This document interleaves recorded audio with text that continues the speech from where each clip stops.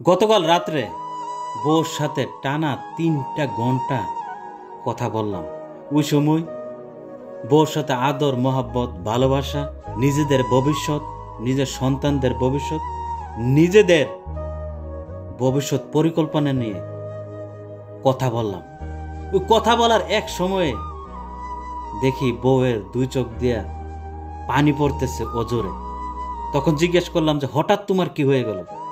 তখন বউ বলতেছে, এই 2 চোখের প্রাণীর প্রশ্নের উত্তর যদি তুমি জানতে চাও, তুমি কি তা দিতে পারবে?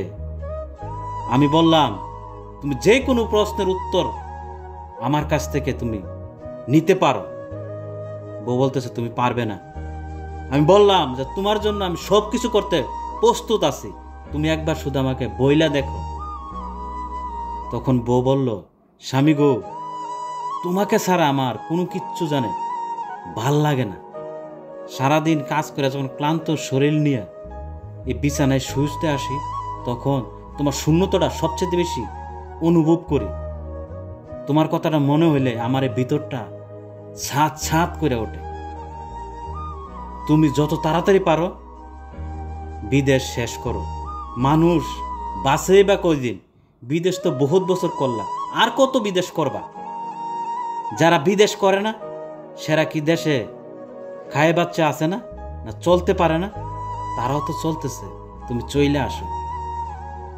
তখন আমি বউকে বললাম, বউ, তুমি যখন আমাকে এই কথাটা বলছো, অতি তাড়াতাড়ি কথা দিলাম বিদেশ জীবন আমি ইতি দিয়া দিব, সমাপ্ত দিয়া দিব। তোমার জন্য আমি সবকিছু করতে রাজি আছি, তুমি কোনো চিন্তা টেনশন করবা না।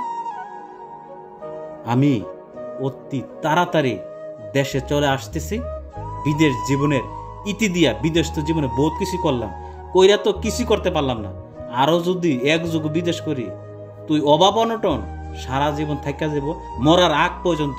কিন্তু সময় যারা যে চলে যাইতেছে, এই গণমুহূর্তটা যে চলে যাইতেছে, এটা আর ফিরা পামু না।